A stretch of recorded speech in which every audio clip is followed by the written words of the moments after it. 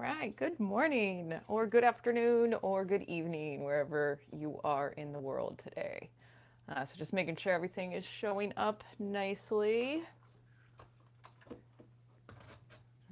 Seeing if we can get rid of it. There we go, it's that sunspot. Whoa, all right. Okay, so adjusting the lighting. All right, so this is Paint with Lovejoy, and today's painting is gonna be a willow tree, and a little bit of what you're looking at. We have our colors for today and actually a blank canvas compared to some of the other demos that have the outline already drawn on there. So today we'll actually just kind of be building it from scratch. I am on an 8x10 canvas panel, so it's kind of on the flat side. Some of you may be painting on a stretched canvas to where there's a little bit of width on the edge. And I recommend when we bring our color to the edge, for those of you on the stretched canvas, just bring that color around the sides, the tops, and the bottom. It just looks nice hanging it on the wall. And if you guys have any questions today, just leave a comment in the chat. We've got quite a few of you jumping on for a Friday. This is awesome. So let's see, we've got Annette, Photography Queen, Rhonda, Mike, and Denise. Awesome. Thank you guys so much for jumping on, and those of you that are watching that haven't left anything on the chat, thanks so much for checking this out. All right, so for today, we're going to do a really light, light blue background, and we're going to use a lot of water because I want that to dry a little bit faster. And then we'll have kind of a green landscape right here, and then our tree coming, and then we're going to work a lot with this kind of stabbing and perpendicular method as we do our foliage for our willow tree. So with this video and any of my videos, you are more than welcome to change up colors, switch it out, paint something different, use this just as kind of a base. I'm just more of a supporter of just get creative, paint something. All right, so for this background, compared to some of the ones we've done in the past, we're actually going to use a good amount of water. And you can kind of treat your acrylic paint like watercolors. So this will be kind of one way we do it. And by adding the amount of water, it's going to dry a little bit quicker on the background.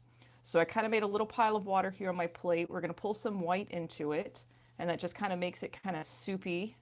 And then we're going to add a little bit of blue, and I'm going pretty light blue here. And that's actually way more blue than I wanted, so I'm going to add some more white. But again, you can adjust your color, and you can already see how kind of soupy that is. It's a little different than painting with that super thick paint.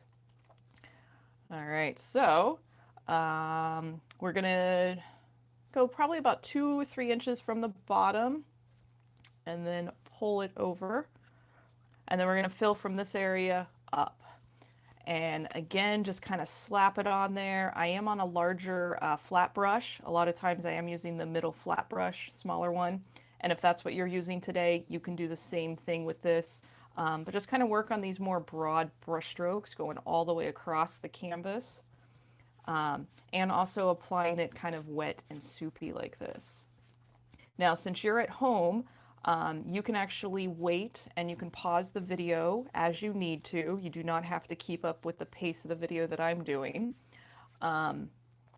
But feel free, you can pause the video and you can let this dry even longer before you move into the next step that we're going to do.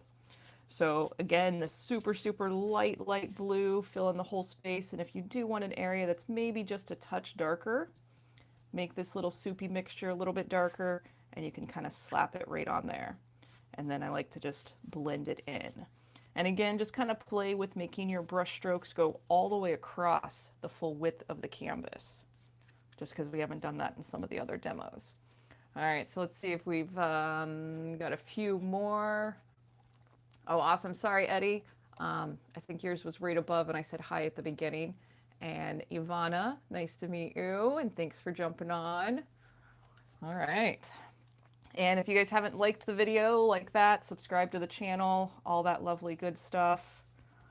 Let's go a little bit darker blue. There we go. And just kind of using that light pressure, play with it, and do whatever you want to this kind of light blue area while it's still wet. And with that amount of water, like I said, it is going to dry a lot quicker.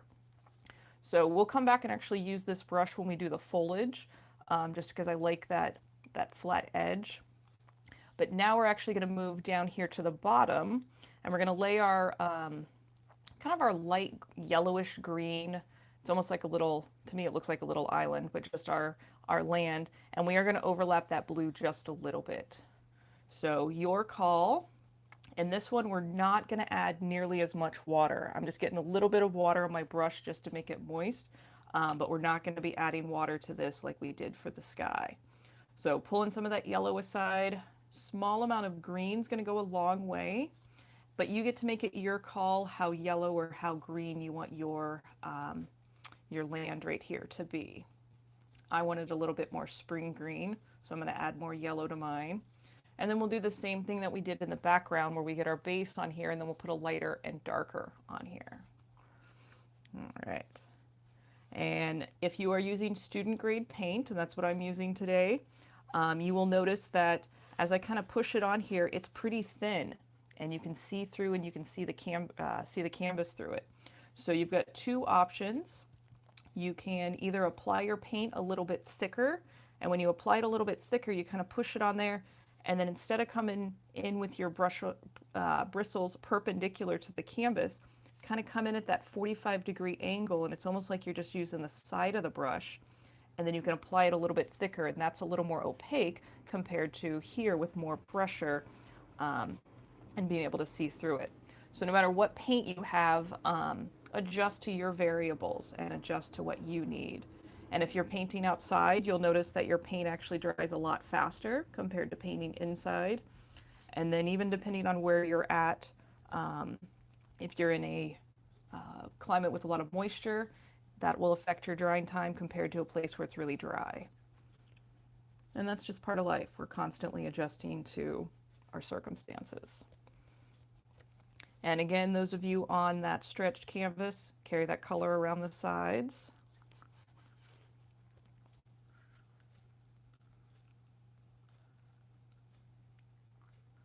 All right, and Deanna, thanks so much for letting me know that you and your son enjoy the videos. That's awesome. And I'm thrilled that all the pictures and stuff that I'm getting, a lot of parents are painting with their kids, so that actually makes me very happy. So that's awesome. All right, so let's see. Let's go in a little bit darker. So just kind of playing with that paint, but we're going to add a little more green. So if your green's a little bit different than mine at here, I want you to just go 2 or 3 shades darker than what you were just using. So if you're already pretty dark, maybe you're moving to that direct green. And if you're already pretty green like this, go in and grab some of your blue, just so we can add a few little different elements on here. And what I'm going to do is place this darker color in a few areas. And all I want you to do is just kind of mimic that at home to the best of your ability. And place it, you know, just kind of where you see. You're strengthening your power of observation. For this particular painting, if you're inclined to put a color somewhere I don't, go right ahead and do that.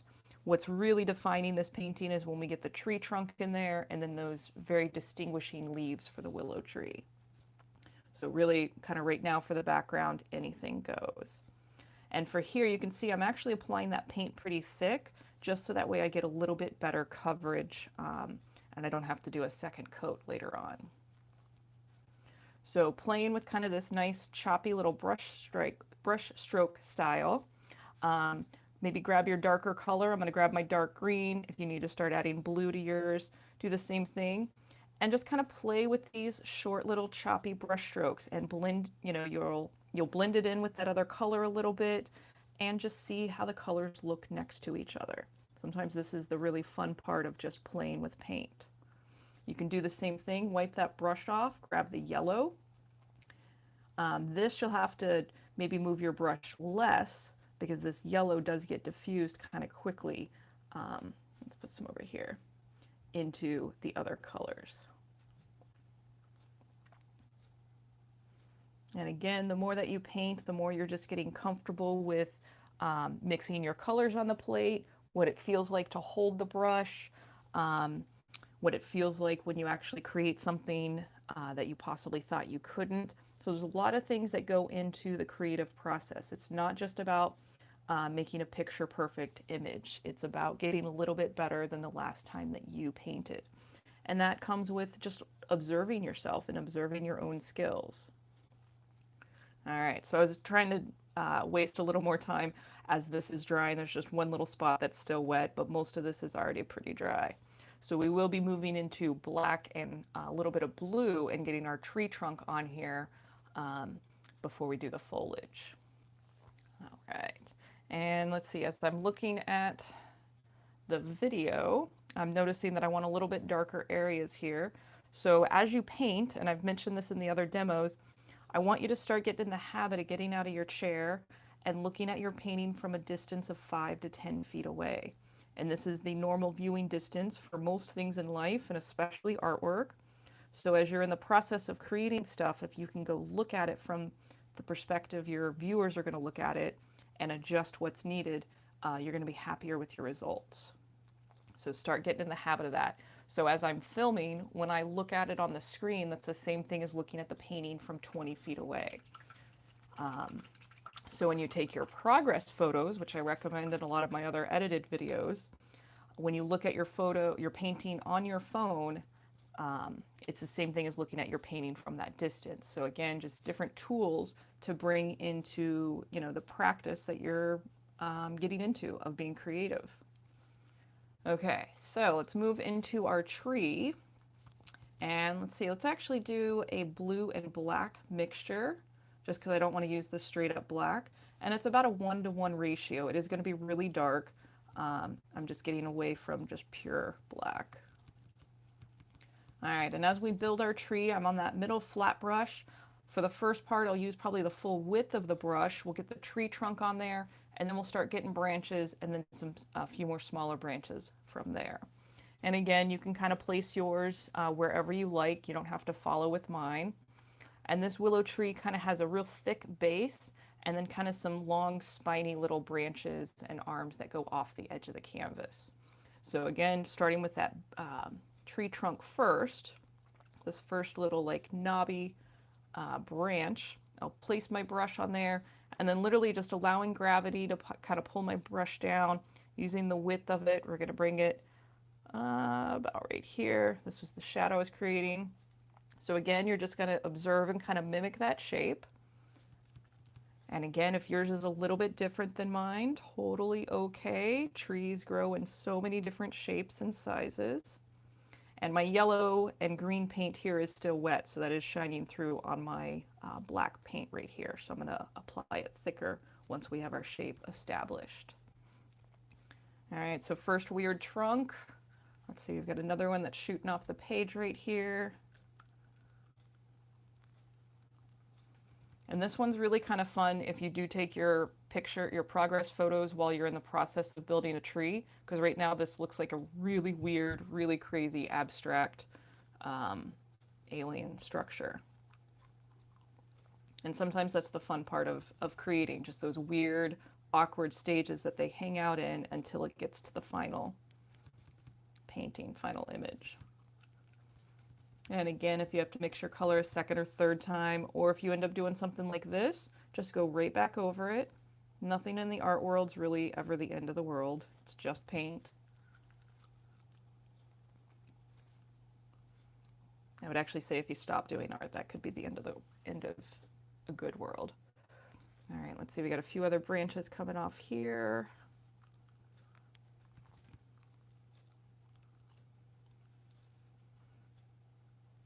And again, if you're inclined to add some branches where I do not put them, feel free to do that. And now for smaller branches, I've actually turned the brush sideways and using more of the skinny portion. If you need to jump down to that small pointy brush, you can do that.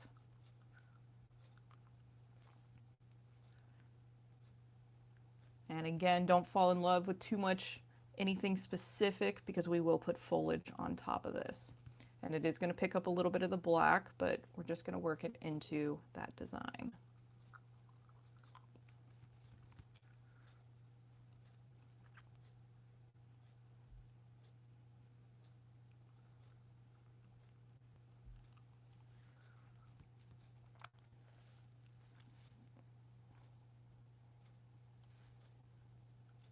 All right, so just applying that paint a little bit thicker down here on the trunk, And again, to apply it thicker, I kind of come in at about a 45-degree angle and just use the side of the brush.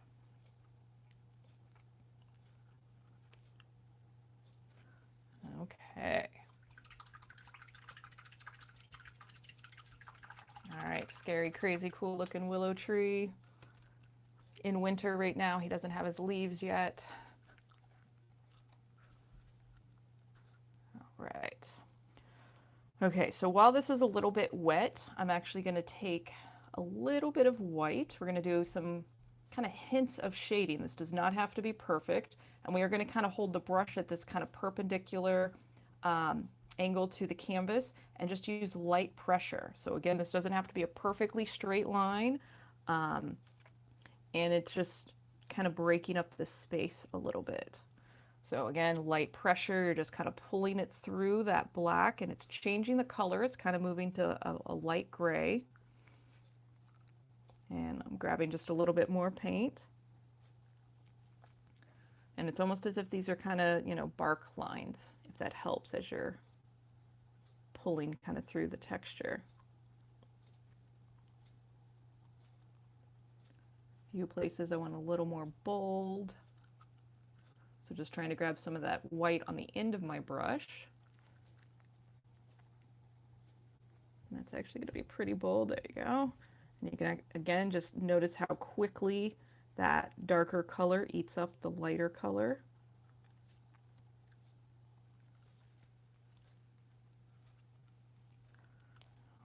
Okay. All right, so now we're going to move up to this large brush. And again, we're going to be holding the brush kind of perpendicular. And I like how the width of this brush, so I'm literally just tapping the brush and pulling it right up. And I am going to keep my brush in this same direction because those willow, the foliage on the willow trees literally just kind of hangs straight down compared to some of the other demos where I've talked about kind of moving the brush, twirling it back and forth to kind of change that brush stroke. Today, we're going to keep this really very vertical as we pull the foliage down. So starting with the lighter color just to kind of get some good practice. And again, we're just going straight down. We're not going to quite overlap the black yet, but getting good practice just making these marks.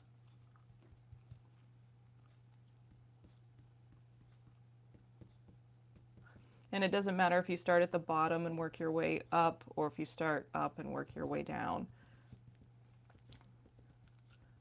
And these can be, as we get down to this area, have them different lengths, but as we get towards the top, we're actually going to overlap quite a bit, but we'll overlap a little more with the darker colors. And if you feel like switching out and doing different colors with this, if you want to do shades of purple, shades of blue, I have seen quite a few different YouTube willow tree step-by-step paintings, and they're in all different colors. So again, feel free to switch it out. And I do recommend, just for your own sanity, that you let your black dry of the tree before you do this. You can see where I am picking up some of the black as it's mixing with the yellow. If you don't feel like waiting for it to dry, you're just going to kind of work those darker spaces into your design. And we're going to be doing this concept with pure yellow, the yellow and green, the pure green, and then even throwing a little bit of blue in there. So we're going to be doing this kind of mark making quite a bit. So if you have anything that kind of stresses you out, frustrates you, it's really kind of nice, just this, it's almost like a stabbing method. And sometimes it's nice just to say you're stabbing something without causing physical harm.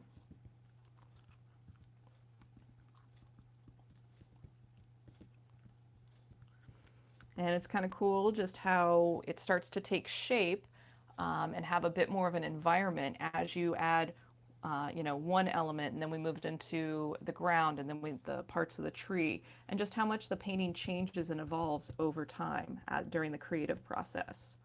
So that's why I encourage your progress photos. All right, so let's start adding a little bit more green, and I'll probably have to grab some more yellow.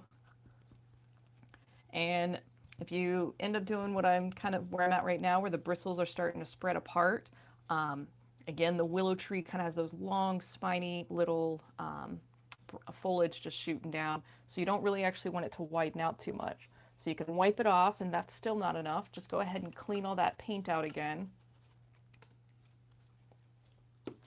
And then that kind of brings the bristles back together to make it so you can do this again.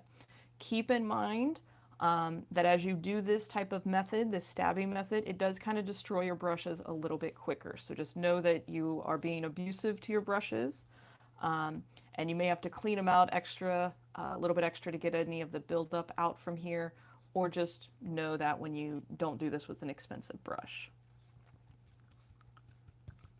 Sometimes it's nice to know that you're just destroying a tool just because you can. And brushes, you can get some rather cheap brushes that actually hold up pretty well. So I would say that if you can only kind of splurge on one thing for your basic setup for getting painting, I would say splurge on good paint. You can get away with cheap canvases, cheap watercolor paper, you can get away with cheaper brushes, but you're going to want to put that little bit extra money into your paint first as you start upgrading. All right. So again, just kind of going to town, adding more. And as you do this, just kind of notice how it looks different with this green next to the yellow. What starts to kind of pop forward, what pushes back as you're looking at any of these. So you're kind of understanding some color theory as you do that.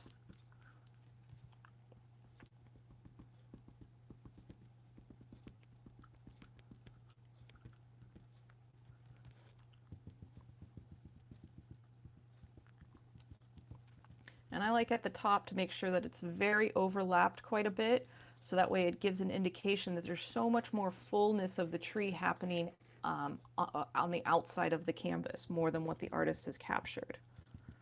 So if you're starting up here, if you're starting to still see some of that blue space coming through, just, you know, make sure you put some form of your green color on top of it. And, you know, a few places down here, you can allow more of the background to kind of shine through.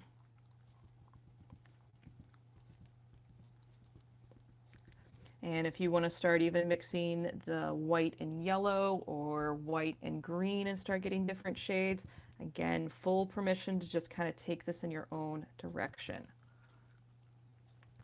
And I'm going to start, let's start getting some of that blue in there. Just going for one more darker color.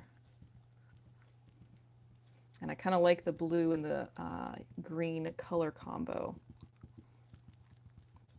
Like a really deep teal.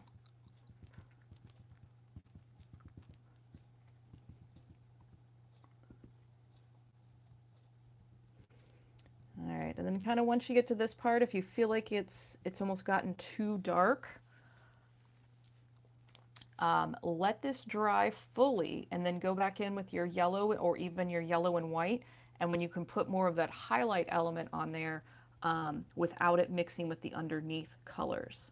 So sometimes it's fun to kind of put this layer on there, let it fully dry, and then put another layer on top that's not going to interact.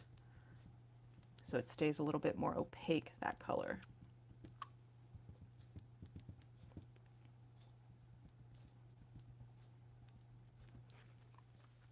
All right. Let's see, and again, check your brush. I'm going to throw a little bit more yellow on there, see if I can apply it kind of thick in a few areas so you can see a little bit of the pop of color if you go back and add your bright highlight on top of a darker element.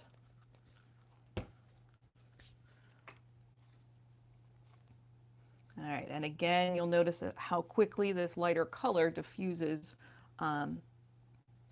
when it's mixing with other colors, darker colors. Again, just kind of notice that pop of one color next to another.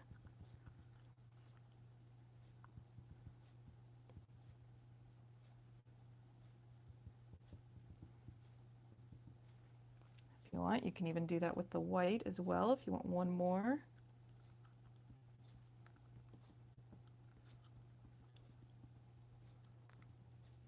So it's totally up to you kind of how much you go back and forth with these colors.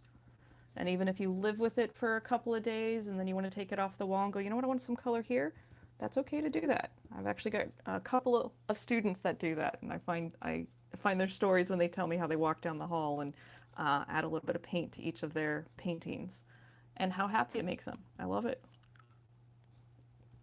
All right. And again, if you want to make this anything your own painting, you can put, you know, a little figure sitting under here, some birds or ducks. I'm going to go in and take some grass and we're going to go over the edge of the base of the tree a little bit. But anything else you want, if you want some foliage, if you want rocks, anything else you want to add to your painting. And whether you go in a different direction or you paint what we did today, please email me photos of what you paint. Send them to me, email paintwithlovejoy@gmail.com, or tag me in the social media outlets. You guys are helping Paint with Lovejoy just grow beautifully on an international stage. So I think it's just awesome, and I'll continue to have it grow as long as it does. So I appreciate your support and sharing this with your community. Okay, so again, my black paint's still wet down here in a few spots. I do want you to fully let that dry at home. But if you want to do little blades of grass, you can use this brush and use it sideways. Or if you need to, you can use the small pointy brush, whichever one that you feel like. But you're basically just making little dash marks and imagining that each dash mark is your blade of grass. And that just kind of shows that this tree is hanging out in the environment. There we go. I was trying to get a few of those longer blades of grass. And my black is mixing just a little bit with that. Let's grab the pointy brush. I'm not liking that one right now.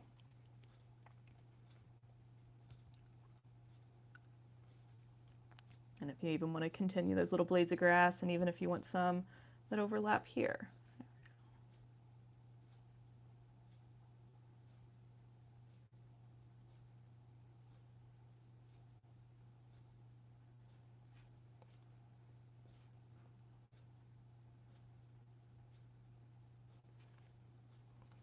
Nice.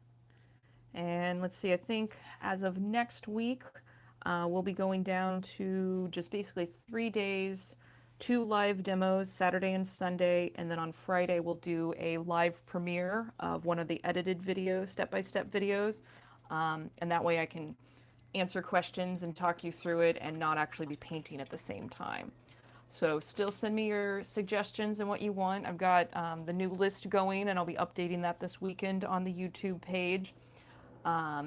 If you want to see what the future ones are going to be, just scroll to the main portion of the page and find the future playlists and bookmark the ones that you want to join. And you can catch everything on the replay on YouTube. Yeah. So again, just really grateful you guys hang out with me every morning. This community's growing. You're sharing with other people. And it just makes for a nice kind of fun way to paint and get together.